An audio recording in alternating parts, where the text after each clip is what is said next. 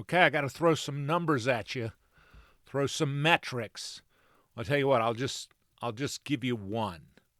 It's that my book, my memoir, What She Said and What I Heard, How One Man Shut Up and Started Listening, has a 5-star average. Actually, it's like 4.9. 5-star average on Amazon reviews and has over 50 reviews, which I want to tell you, it's kind of hard to get. It's kind of hard to get people to write those reviews. I had to sit on them. But thank you for everybody who has gushed about the book. I really appreciate it. And I also appreciate that it's not perfect. It's 4.9. There's one 4-star review in there. Everything else, 5 stars. So I'd be a little bit suspect if it were 100% 5 stars. There's not one person out there who says, it's okay, it's all right. No, 5 stars on average. I love you guys. Thanks so much. If you don't have it, What She Said and What I Heard, get it. And then Polanski got arrested. I ended up spending 10 years of my life on 2 Polanski films. And people, somebody said to me, you should do a 3rd Polanski film. It's like, are you kidding me? What is the sound of one man listening? This is Man Listening, a fresh podcast featuring the stories of strong women who bounce back. Man Listening, because every woman deserves to be heard. Hi, I'm Stuart Watson, and welcome to Man Listening. Boy, I'm excited about this podcast. This person is the real deal. It takes some explaining. This is a 2-time Emmy winner. I'm not talking about little, regional Emmys like I have scattered around the house. This person is the real deal, a filmmaker out in Los Angeles, a documentary filmmaker. She's made films about Lance Armstrong in the last year for ESPN 30 for 30. She won her Emmys and acclaim for a couple of films about the director Roman Polanski. Profoundly complicated individual, and you get a sense of that. She's made a film about Robin Williams that it hits you right in the heart for HBO. Her name is Marina Zenovich, and I have to tell you about how I got out to California to talk to her. She got in touch with me through a mutual buddy named Joe Neff, who's a superb investigative reporter, and wanted me to come out to California. And after some back and forth, I went out there.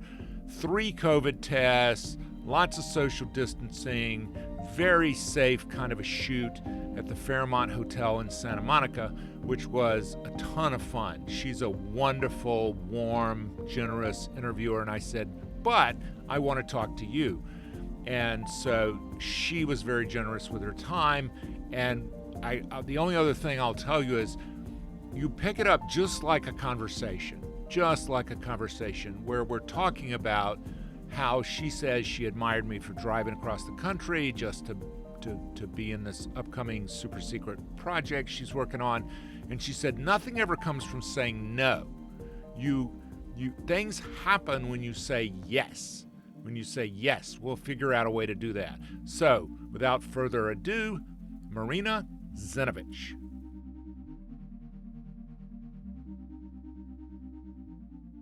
I've always found that if I'm feeling low or things aren't working for me, if I do something for someone else that they want from me, it not only does it feel good, but something good comes from it. So it's kind of related to, Is that karma?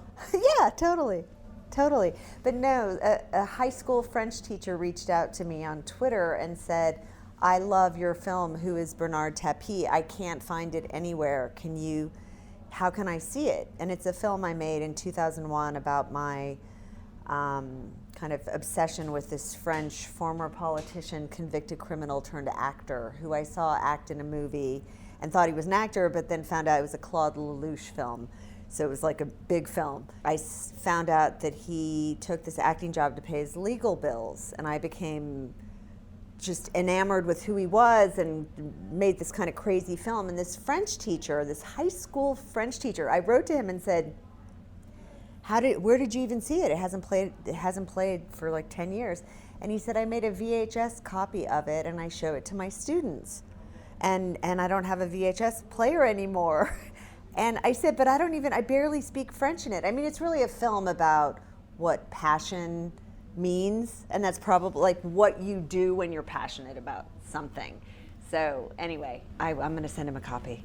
Of course, I asked him if he could rent it.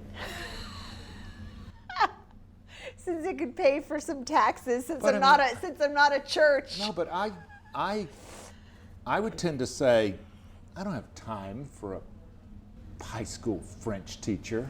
I mean, those are the people you want to help the most. Yeah, I guess so. Oh my God, the mere fact that he like reached out to me, that he found this kind of crazy film that I made and shows it to young people. If it could inspire one young person to follow their heart, then I've like done my job. I guess I'm thinking you're a better person than I am. I'm thinking, that's what I'm thinking. Well, I don't do that all the time. Right, that's true. But it hits you right. And it's not strictly karma. It's not like, well, I'm going to do this because, listen to me, universe, you owe me after this one. It's just like things turn up. Like if you get out there on the road and drive 2,800 miles. Yeah, no, I admire you doing that. It's just kind of like nothing ever comes from saying no. True. Things come from saying yes. Yes. Like that gives me the chills. Yeah. So, yeah. You know, I mean, look, how did we meet? I reached out to someone who... Joe Neff, who was in my film Fantastic Lies about the Duke lacrosse scandal. Did I know that you... I don't want to talk about the project I'm working on now, but did I know that you were friends with someone I'm trying to get in touch with? No. Yeah. But you are. Like, how crazy is that? I think we're still friends. He may not be talking to me after you've Sorry, I'm moving around. After you've had me playing him. I'm gonna start stalking this guy. I've done that. I was like in his first wedding. Maybe that's what. Maybe he associates me with his first wedding. No, I don't think so. I think he's just very, very busy. It'll happen. Okay. So that makes me think when you knock on a door and knock on a door and knock on a door, what do you do the third and fourth and fifth time you knock on that door? Some people say, keep knocking on the door. Other people say, give up. Other people say, give it time. What's your answer? If you knock on a door, knock on a door, knock on a door. Oh my God, keep knocking. Keep knocking. All totally. The time? All the time?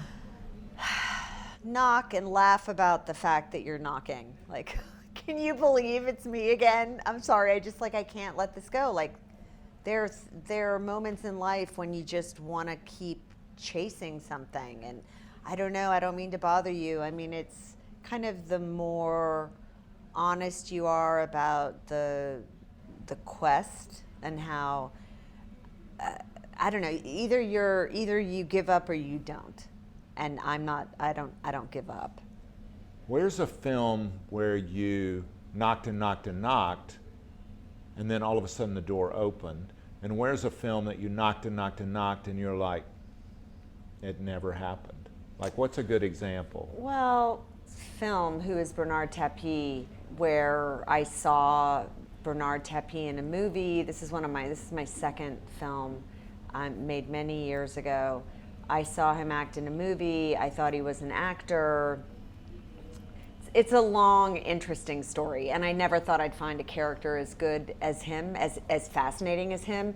I went to a screening at the Directors Guild where Claude Lelouch presented the film and said, this film is dedicated to the star, Bernard Tapie, who's in jail tonight. And I was like, what? Like, is he in jail? Is he a drug addict? Like, I had no idea who he was, but I knew before the lights came down that he was in jail, so I was intrigued. And then I saw this mesmerizing character and became kind of obsessed with finding out why he was in jail. So it was really kind of this crazy quest that I love, that I went on, that took many years. And I tried to get in touch with him and he wouldn't talk to me. So then I started filming myself trying to get in touch with him. So that became part of the film. So I meet him at the end, but it's kind of like I usually, after that film, I became known as someone who made films about people that didn't want to talk to her, people who weren't going to be in the film. And I never thought I'd find a character as interesting as him. Then I made another film about the Eurovision Song Contest. Then years later, I made a film about Roman Polanski, who I reached out to, and he faxed me back, but I didn't have a fax machine, so he faxed my phone. I never got the response, but he also wasn't in the film, but it's just kind of, I don't even remember what the question is, sorry. No, that's great, because it strikes me that most people are so busy taking the kids to soccer, right, or making sure that they're at the sales conference, that they're not becoming obsessed with quests and questions. But these are things you do. There are things you do. That's what I'm getting at. Yes.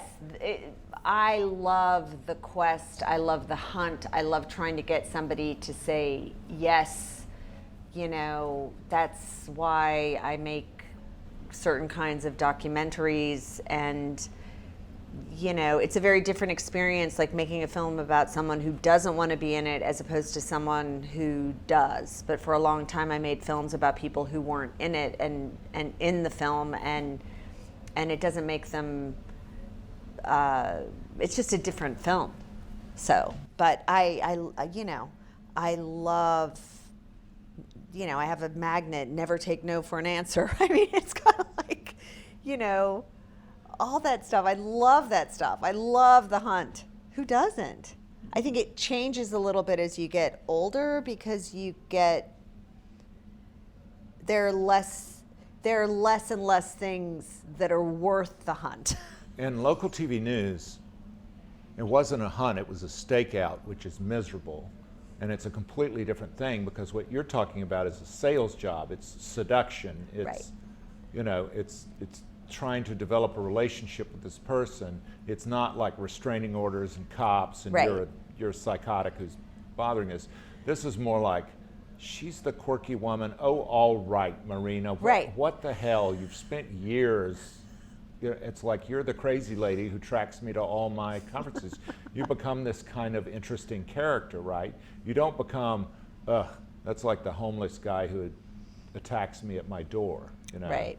That's what you don't want to be, Well, and either you have that personality where people will eventually let you in, or you don't. And I find a lot of documentary filmmakers, because they're kind of like inherently curious, and they're decent people who want I see the good in people, and I'm always looking, I'm looking to connect, and I'm looking to, get people to talk. I think it serves us all. Totally. Agreed. Not to turn each other into monsters, which is kind of the problem. Well, maybe I'll just ask my dumb questions that I always have to ask. And we'll go anywhere. Where were you born? I was born in Fresno, California. Hospital or home? Hospital. What, if anything, did your mother tell you about her pregnancy, labor, and delivery with you? Nothing much that I remember. I mean, I asked her recently because I had my horoscope done, but I didn't check my notes before I got here. I forgot. Now, the horoscope, was this one of the big ones? Yes. Okay. How long did they do it? Well, she interviewed me and Right. then presented me. This was a gift to me by my composer on my Lance Armstrong film. His mother does these, and it was fantastic to talk to her, interview my mom a little bit and get some intel, and then be presented with a painting that she painted that was kind of representative of me and my life. What did it tell you about yourself that you're like, oh my God, I didn't realize that? That I could achieve more, that there were things blocking me. What's blocking you? Not stuff that I'd want to get into here. Have you ever done the Enneagram? No, but someone who worked with me did, and I should. So the Enneagram, the principle is we're born with all these gifts. We got all the software, right, loaded. It's preloaded on the computer, and something happens to us. And we develop a story because of whatever it was that happened. And the story gets to the point, it helps us through childhood, but it gets to a point where it doesn't really serve us very well. Right. But wait, sorry to interrupt, does this story happen before we're born or in childhood? Because I have that story I could tell you. Well, tell me that story then. See this scar? On your neck? Yeah. That's pretty long, stretching under your ear and down your neck, okay? So when I was 3, I think, my ear always bothered me, and it turned out I had a congenital cyst. But we were living in Fresno. My dad was a politician. My mother was from the former Yugoslavia, and it kept bothering me. And she went to doctors in Fresno and even went to a specialist in San Francisco who said that it was cancer. And this is such a script because they drove back from San Francisco to Fresno, and my mom was crying. I was in the back seat. You know, they thought I was going to die. How old? 3. Wow. And it explained a lot to me about how I'm kind of like obsessed with death and a paranoid catastrophist and all this kind of stuff. We used to go to Europe every other summer. We were going to Europe that summer, and my mother's doctor in Sarajevo, I think, suggested that he said, are you going through Zurich? And she said, no, we can. There was a specialist there, and it ended up being, I don't even remember what it's called, but it wasn't cancer. And I had the surgery there by a very famous, my doctors were Dr. Fish and Dr. House. And one of them was like in the Greek islands with the Greek royal family taking care of them, whatever. Anyway, we ended up in Zurich, and I had the surgery, and so that was part of my original script. They thought I was going to die. And I think that was kind of baked into me. Other than being a catastrophist, how did that kind of form, why was that a formative kind of a thing? Well, I think that I don't remember that. I just think that I'm not, I think it just made me more dramatic and kind of scared of death, not interested in death. Like, I don't like scary things, it's like it just, I don't know. I wonder if that didn't happen, I'm sure things would have been different. I mean, my sister's older than me. I think it was hard on her because I was doted on, and, I don't know if because of that I was sunshine. I was, which is the opposite of being told you're going to die, but it's kind of like I was always bringing happiness to people and to my mom. And so my mom was very traumatized by thinking, of course, as a parent, something was going to happen to her child. It just permeates my life. You're living life. You have this fully formed life because you're aware that this is a precious kind of a thing. Am I reading too much into that, or are you? No, I like read into it. It's fun. You have like a joie de vivre about you. Oh, good. Yeah, that's wonderful. I mean, pleasant person. What should I know about your mother and father to understand you? Like you said, your mother was an immigrant. Yeah, my parents met on a beach in what is now Montenegro, the former Yugoslavia. My mother wanted to be an actress, but she went to law school. My dad was a musician, played the stand-up bass, started with the violin as a young child, and put himself through law school playing gigs. I wanted to be an actress and majored in journalism in college, and then it's what I love about life, and I love to tell young people, like, it all makes sense in the end. Like, it all weaves together. Yes.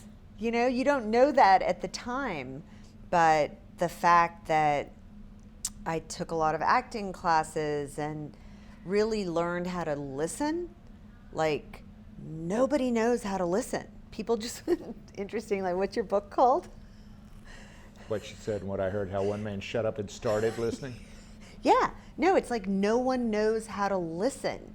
And so I think with interviewing people, when you really know how to listen, people really want to open up. So my dad was a laid back jazz musician who had a charming life, you know.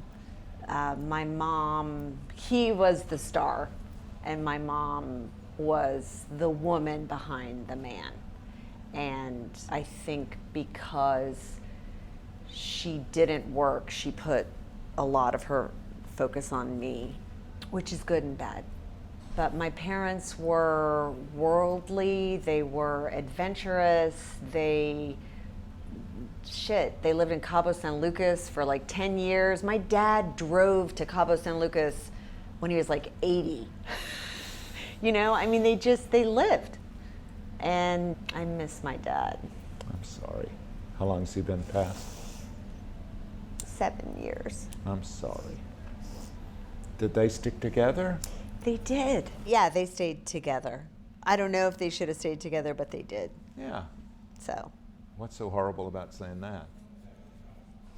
I mean, I'm the daughter of a politician, so well, it's you like. Keep saying that. What was he? I don't. He was an assemblyman, and then a senator, and then he became a Wow. judge. Oh wow. A state senator and state assemblyman in the Central Valley. But I think when you're the daughter of a politician or the son of, I think more for girls, you're used to being watched, and so I was always very careful. Well, watched for your own self, and also don't embarrass Dad. Yes.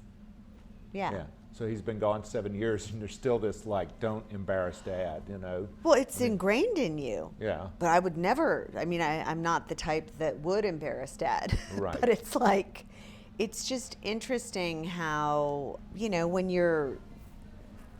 I was watched. I was looked at. I was fortunate. Do you remember any of the election night Oh, totally. parties? And you were up there on stage? It wasn't a stage thing, but I can remember I have a memory of like watching TV and. The returns? Yeah, the returns. And was this like a hotel place or a club I or feel a like we were at restaurant? home. I did a lot of restaurants, a lot of parties. Oh my God, I was like so much schmoozing. I mean, I learned how to work a room. And you're like, Marina, you are so cute. You're such Right. a But no, what's so funny is I learned how to work a room at a young age, and I love working rooms in a genuine way. So how do you do that? But wait, I have to tell you, a friend of mine who was jealous of me said something like, man, you can work a room. And it was as if it was a bad thing. That's what I hate. Are you kidding? That's a skill. You Oh can't teach that. You can't. But that's why I say daughter of a politician, like you learn how to engage with people. When you were a teenager, did you ever get in trouble? My sister got in trouble. I could. And how much older did you She's say? 3.5 years older so than me. she could go. She got in trouble. She bore the brunt of a lot of stuff. Well, what did getting in trouble look like? Was it like the usual kid stuff? I was like the tattletale. Oh, so you narked on your own sister? Marina. I hope she's listening to this because Not she'll. cool. No, I know. And we don't even really talk, but so many good things in my life have happened as a direct result of her, yet we cannot find a way to communicate. Isn't that fascinating? Does she live nearby? Mm-hmm. And so, holiday season, do you talk on the phone? She texted me. You know, texting is for people who are afraid to talk. Okay, so teenager in high school, if you go to the reunion or look at yourself in the yearbook, Oh yeah, Marina. She was what? Cheerleader. Drama. Drama. I was a pep girl. Okay. And drama. What kind of roles? I was never the leading lady. I was always, in the chorus. Did you go out for leading lady? I probably did. Yeah. I was always the friend. And so how did you make the transition from, I guess I'm not going to be an actress, I'm going to be a... Director. Where'd you go to tried USC. Huh? Okay. Yeah. Big journalism. Yeah.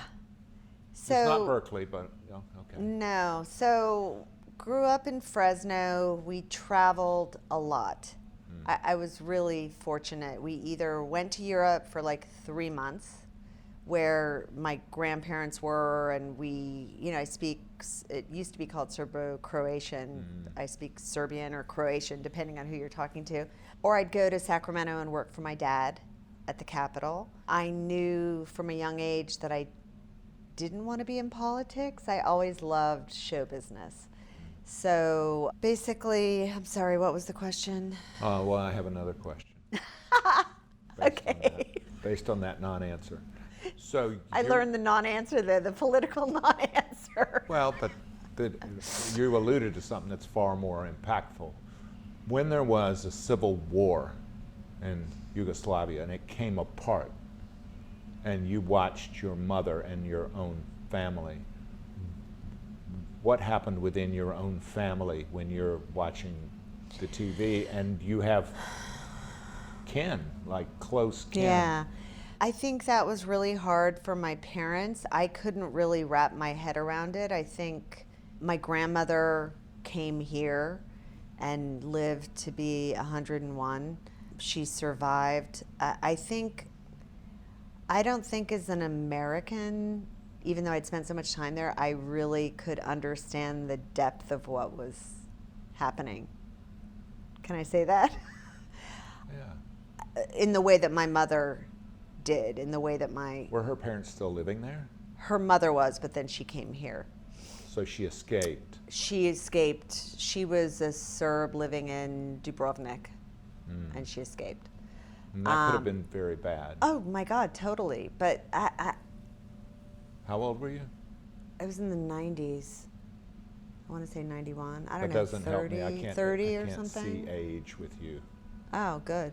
I always wanted to make a film about something related to the former Yugoslavia, because in my head it's still Yugoslavia, but I never felt that my experiences were strong enough compared to other films that I saw about people who really suffered. Like, to me, Yugoslavia was a beautiful place that I spent summers in Dubrovnik swimming and becoming Yugoslav to me. So, but it really, really upset my mom, as you could imagine. And yeah, so, but I remember your last question, I became a director because I was trying to find acting work, and I was thinking about this morning, actually. You know, I'm the mother of a teenage boy.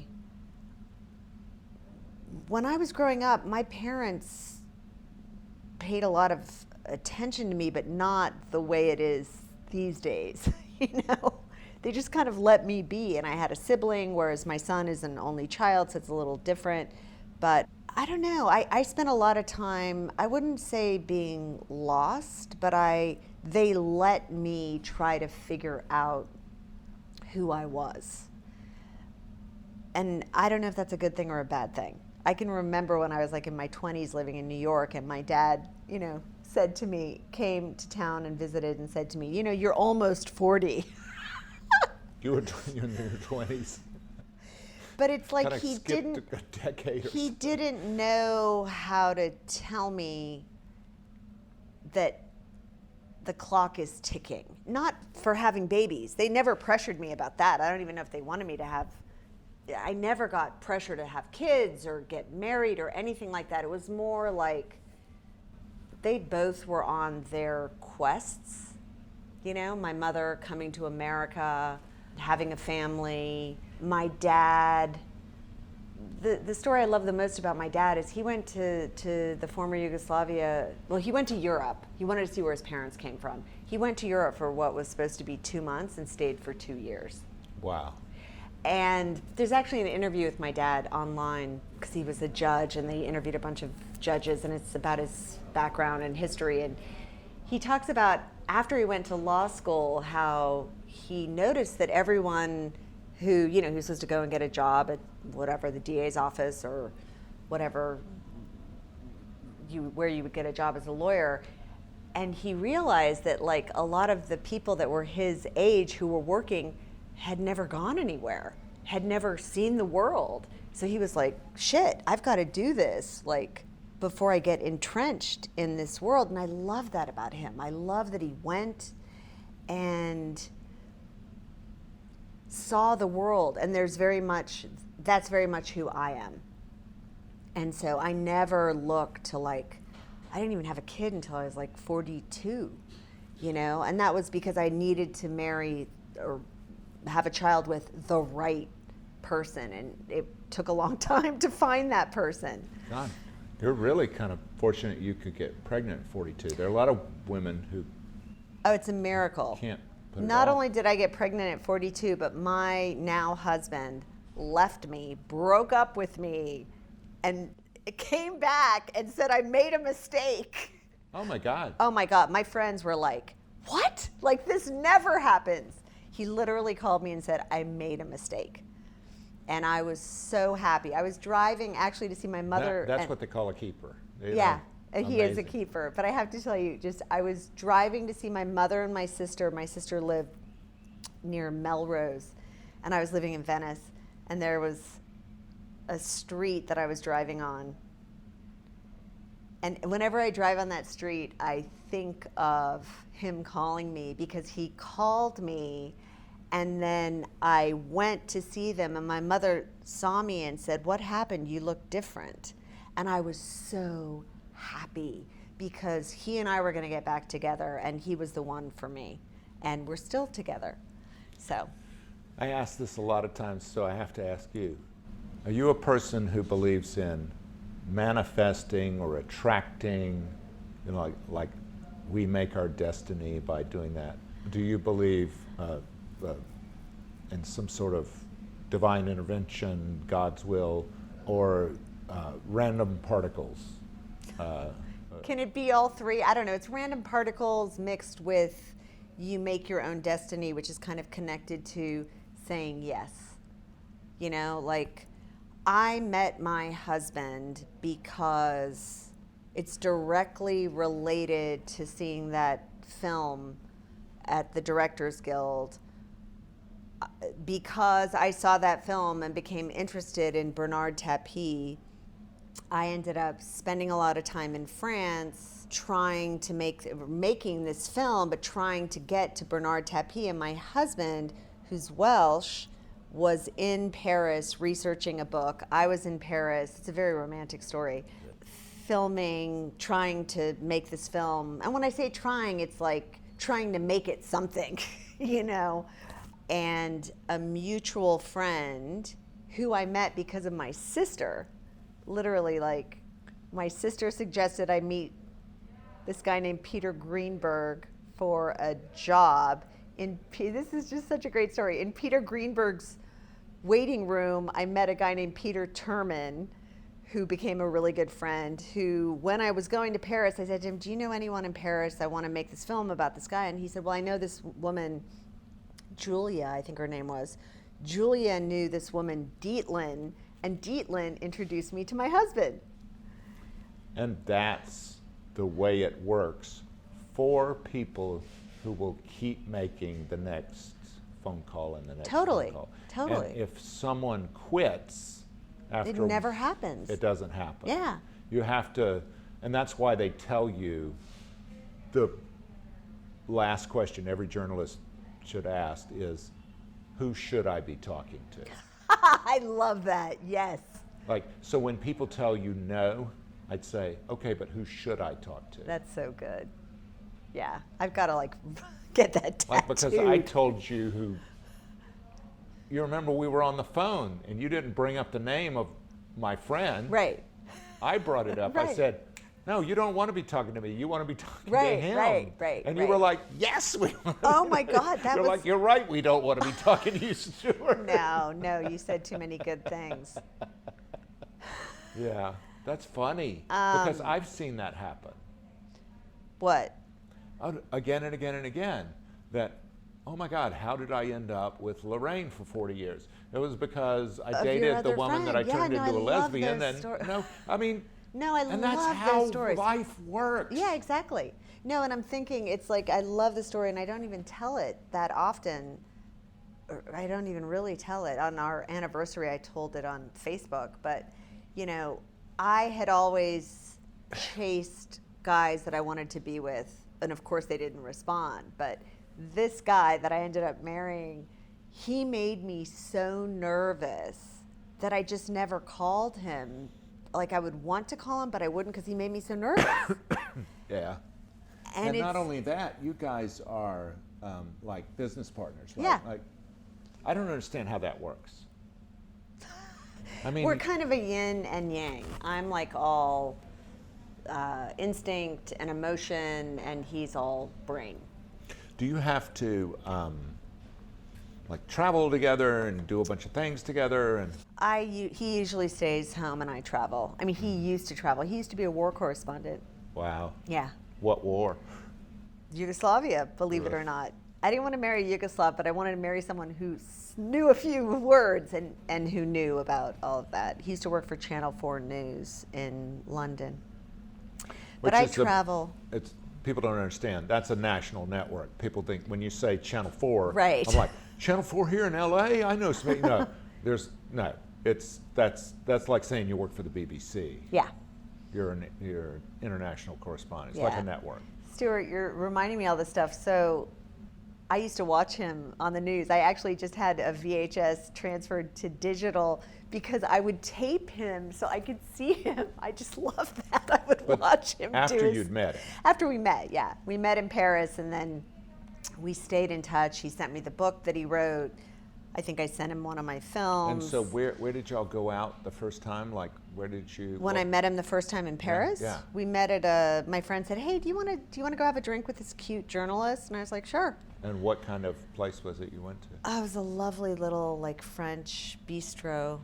Was it just the three of you, or were there other? There was another person. I can't remember her name. Do you know? Have you been back? Is the bistro still there?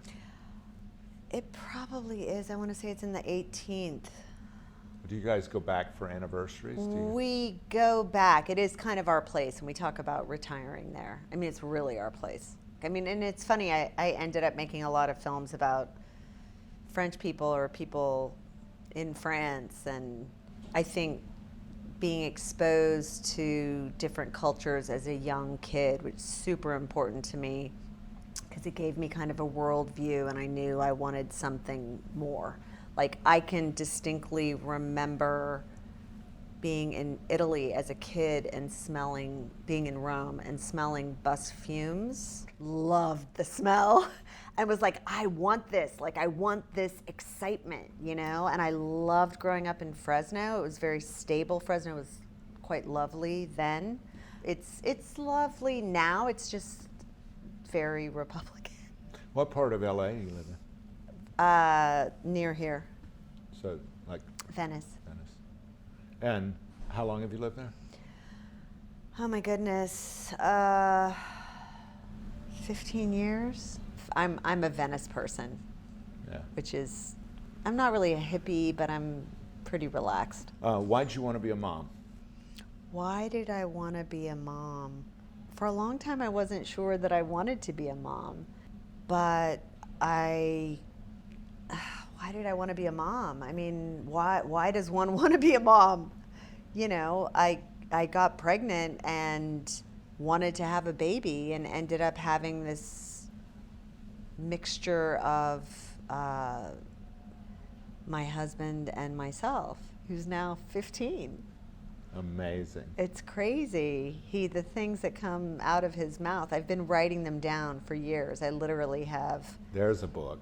Oh, totally. I once said to him, you'll love this. What is 20 plus 10? And he said, a good time in your life. Wow. And I was like, oh my God. Wow. So anyway. How old was he when he said Oh, he was like 7 or something. I mean, Oh my he God. came up with this stuff that was just unbelievable. And the greatest thing I ever did was write it down. And I literally, if you were to come to my house right now and sit at my desk, I have a document on my computer. And I actually reached out to a publisher to tell him that I wanted a book of his quotes. And I've been putting them on Facebook forever. But I have just because you have to write down exactly how they say it. You can't. Otherwise, it changes. Yeah, you got to get the verbatim. Yeah, totally. And so anyway, I have tons of papers that are stacked of different things he says. I've been keeping all his quotes forever. But why did I want to become a mom? I mean, I don't know, to give love. Yeah, that's. But I was very fertile. I was pregnant with twins at a certain point. I thought after I had him. Wow. After I had him, I thought I won the lottery. Wow. I was like, are you kidding me? I get to have 3 kids, and I started this late. Yeah. And I ended up, it didn't work out. Yeah. The French, what are they called? The people who do the ultrasound. She said to me, I came in especially for you to do your ultrasound because I was so old. And you were in mid-40s by then. Yeah. Wow. No heartbeat. Oh, I'm sorry. That's okay. Yeah. It happens. It happens a lot. It does. But it's sad. I mean, yeah. My mother thought I was insane. She's like, how are you going to have a career? I mean, I could barely have a career with one, but I think you can do career easier with one. And I have a very understanding husband who, when I made the Lance Armstrong film, he was keeping tabs. I was gone for 6 months over 2 years. Yeah. 18 months. Yeah, and your son gets to bond with his father, too. And eat junk food and... Yeah, do guy things. Yeah, get away with the kinds of things Mom won't let you do. That's cool. You could have done lots of kinds of directing. What was the appeal of documentary filming? It was easier to get into. I think had I been more focused and known what I wanted to do, and this is what we try to teach the young, right? Nobody taught it to me, but when you're on the other side and you see how some people are so determined and focused on what they want, I wish I was like that. I was really a late bloomer, and it's kind of but it all makes sense in the end, but how do you not waste time, right? Acting served me. I learned how to listen. I learned how to engage with people. I would love to direct fiction. It's just a lot easier to direct docs because you can control the projects. The first film I made I decided to become a director when I started working at the independent feature film market in New York, and just kind of was exposed to independent film and decided to make a film about the struggles of independent filmmakers. When a friend of mine named Michael Hacker had made a film, it didn't get into Sundance, which is the holy grail, and he said, should I slam dance? I had no idea what that meant. Was he going to go to a mosh pit? And it ended up being a festival that was started by 3 guys who didn't get into Sundance. So that was a real light bulb moment for me, oh my God, what? These guys didn't get into Sundance. They started their own festival, and now these people are going to this other festival. And so I started making a film about that, and kind of just took all that drive, curiosity, focus, and just put it into documentary filmmaking. And it's, when your documentary filmmaking is, like being an investigative reporter, you're just completely immersed, and you're in, doing one film that took me 4 years or something, and this is all trying to raise money, and while I'm working, doing other jobs. And then you go into, I saw that movie at the Directors Guild and immediately went into Who is Bernard Tapie? And it's kind of I don't know, I just started making film after film, and then you just get so into it. And now I'm at a place where I used to have jobs to pay the bills and make passion projects. Now I'm lucky enough that I can continue to do passion projects and get paid for them. Usually. How do you do that? I want to do that. Well, it doesn't happen on every project, but I've been doing it for long enough that people want me. Now people come to me with ideas. So the perfect thing is if someone comes to you with an idea that you're into and you make it a passion project because you're into it, like the Lance Armstrong film. That for me was, I wouldn't have come up with the idea of making a film about Lance Armstrong. There were 2 films about him already, like 7 to 8 years ago.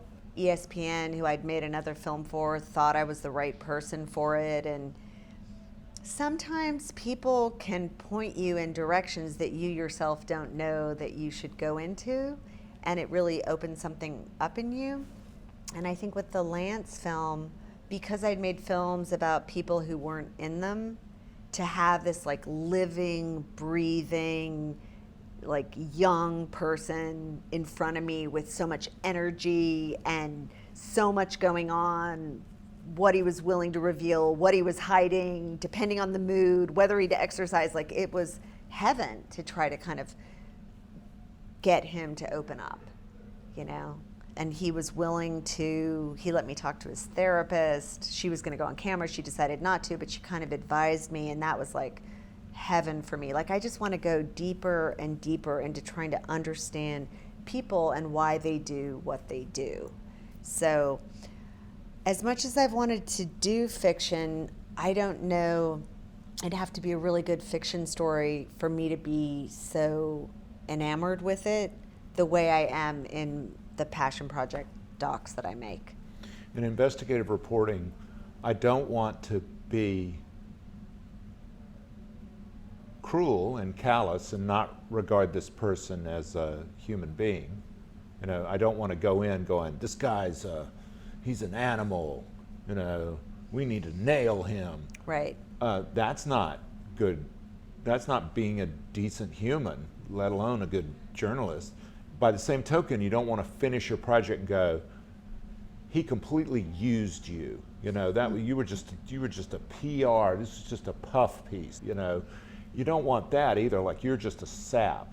So, it's a fine line. It's a very fine line. But how do you regard someone as,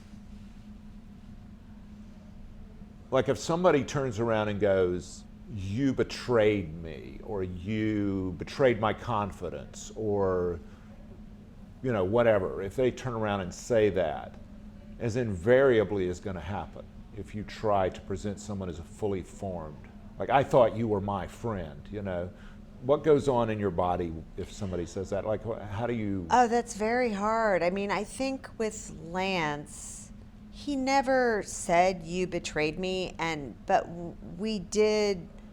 I think we liked each other, and we liked each other's company. Like, if he walked in, and would he come over and say, hey, Marina? Or would he go? I think he would now. I think a year ago, he wouldn't. He's going through, part of what makes him so interesting to me is he was going through something as I was filming with him. He's in a different place now. He's in a very different place than he was when those other films were made. Was this after Oprah? This is 7 years after Oprah.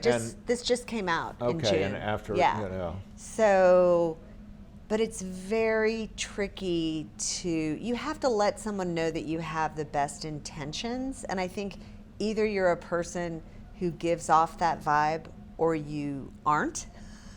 And I think I give off that vibe because I want to see the best in people. So I appreciated the work that he had done on himself and the work that he's continuing to do. But I didn't live through like the ugliness of what he did to other people. And mostly it's the bullying that now that I have a child, I know what bullying is like, and I don't think there's anything worse other than death maybe. But anyway, it was very tricky with Lance to get him to open up to I don't know. I don't know if he completely did, but I tried. And I think he did as much as he could at that point. But I went and screened, it's a 2-part film. Part 1 is The Rise and Part 2 is The Fall. We took a break between the two, and it was hard. I think he liked The Rise, and The Fall was harder. It was harder for him to see himself and what he'd done. And there's also the other thing, if you have, like, everybody just went apeshit over The Last Dance. We were all locked up, and it was a chance for people to experience sports again. The Last Dance, as an example. You can make a film that will be entertaining and or like will be maximum entertainment value. Or you can make a film that will be true. Like, eventually I'd love to make a documentary, eventually. So how do you do that? How do you negotiate between your passion projects and the things that you absolutely have to do because we only have so many days on this planet, and the things is like, yeah, I understand that, but the mortgage is due. How do you do that? Yeah, no, Steven Soderbergh has the answer to that, and that is one for them, one for me, then one for them, then one for me, then one for them. And he was a mentor to me. He was in my first film, and I learned a lot from him about that. I should say that although I was raised upper middle class, I don't have a trust fund. Well, not a lot. There are documentary trust people. Fund babies. Trust fund babies. Trustafarians. Yeah. Basically, I had something really interesting happen to me. I met someone, a very wealthy person. This was like in 1998 when I was making my second film. I met him on the indie film circuit, and he wrote to me and told me he was looking for someone to work for him. And I said, what about me?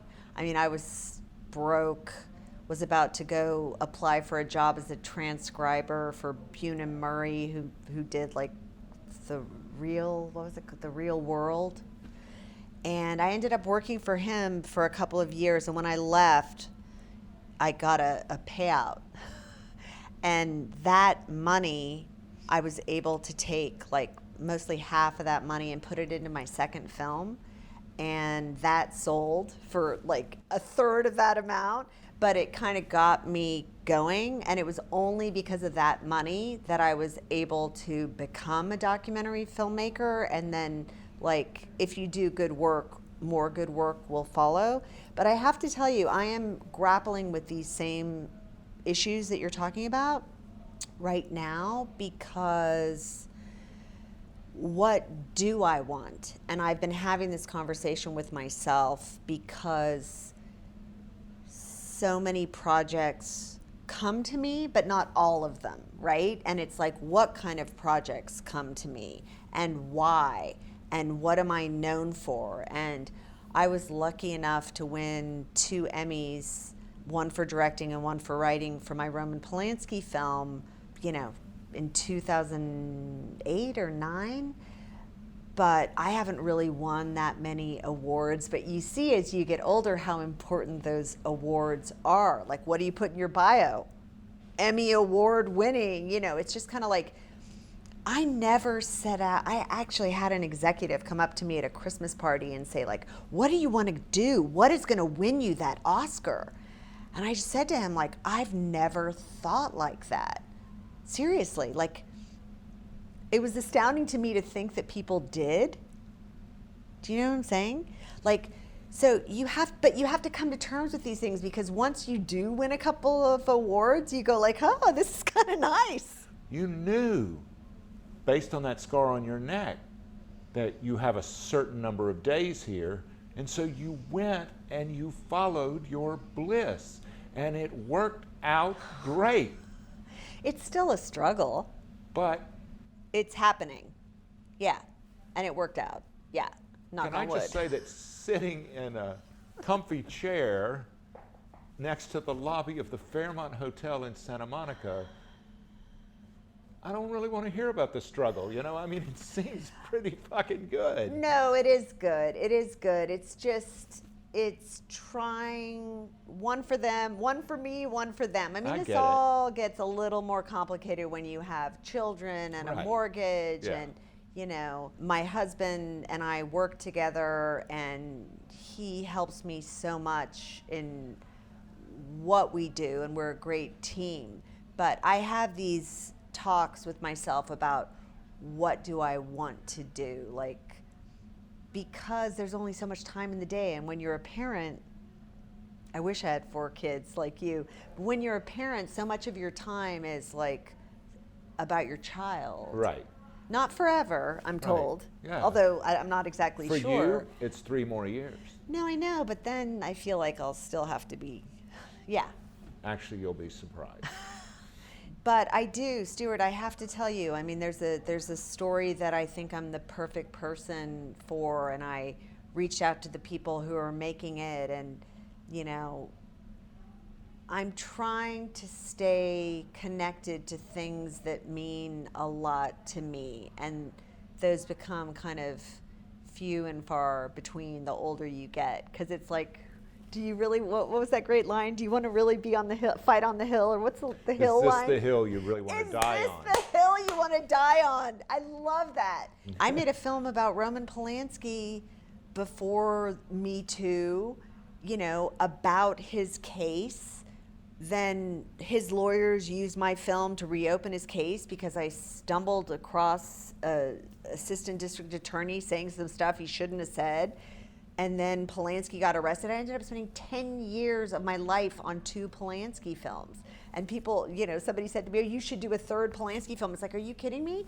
Like, I'm forever fascinated by him and the case, but it's like, is this the hill I want to die on? You know? Well, and yeah. And do you want to forever be known as, oh, she's the Polanski woman? Well, I am, but yeah, but that's not the only, you're not a one-trick pony. I mean. No, I'm not, but people pigeonhole you, you know. They won't come to me to do a political film. Even though I'm making a film about former Governor Jerry Brown. I've been working on it. I've wanted to make that film for 10 years. Character. Yeah. What a character. Yeah. And not just in California, but the nation. Totally. And you want to talk about a guy who's had more lives than, you know, he's had 9 lives. And ahead of his time. Oh, yeah. Oh, my God. I was going to get it made years ago when he was in office, following him around, but it ended up falling apart. And now it's him talking. It's an archive film, but his story is amazing. Yeah. So, but it's not easy, satisfying. You're right. You have to have a number one. For me, I don't think it'd be nice to get awards, but I don't think it's awards. I think it's really making good work that people are interested in, that people will want to hire me again, and, you know, hopefully being paid as much as my male counterparts. We didn't even get into that. Yeah. Yeah. Yeah. So getting residuals, you know. Yeah. Well, I admire you. Oh, thank you. This I was am so fun. Grateful to you. I'm grateful to you. I love that you said yes. Yeah, well, I love that you said yes. Although I did, your people, I had to stomp my feet a little bit. I had to throw a little bit of a temper tantrum. You got to do that. Yeah. At least you're not difficult as a woman. I say that in quotes. Air quotes, difficult. No, you're not difficult. No. I mean, if a woman did that, then it's like you're difficult, you know? But I think if I were a woman, I think I would have been phrasing it differently. Oh. Excuse me. Right. I've driven 2,800 miles, and Marina really said, excuse me, Marina, but you really... Now, here's my advice to you. I think your book happened for a reason, and now you need to look past your book. Yes. Your book was an exercise for you to get through what happened. Yes. And now you're on the other side, and you need to figure out what's next. What is that? Well, I don't you've met know. me. Is it what? You've met me. Is it a fiction film? Is it a documentary? Is it, I don't know. I mean, it's, my husband was asking me this the other day, like, what do you want to do after you make documentaries? And I'm like, hold on, I'm not that old. But it's funny. In that horoscope chart that I had done, she said, you're really into fairness. I'm what is the scales? The scales of justice. I always want to fight for the little guy, like you. So there's so many things you could do. It's just, can you make money doing that? Yeah. You know, like being a healthcare advocate. Do you know how many people need that? But let me tell you something. What? If you do it, if you take a stand, plant yourself, Right. the universe rearranges itself. Totally. Yeah. If you keep knocking, the door opens. But you know what it is? It's staying young in your head. Yes. And staying connected to things that take you outside of yourself. Yes. Like, I've had CNN on for 9 months. Oh God. Turn I'm it sorry. off. I'm a news junkie. I've had them on, and then I've had it on, and then I put on Turner Classic, TCM, Turner Classic Movies. And my husband said, oh my God, what a change to have this on. Like, you know, put CNN on for the dog so it looks like someone's in the house when we're in the back house. Anyway, I was watching Turner Classic Movies. And What were you watching? Indiscreet, directed by Stanley Donen, Cary Grant. Oh my God, this is why I miss going to the movies. Is that the 50s? 40s? 50s. 50s. Is this, I think the 50s, yeah. But 5 minutes in another world. This is why we go to the movies, to get lost in another world.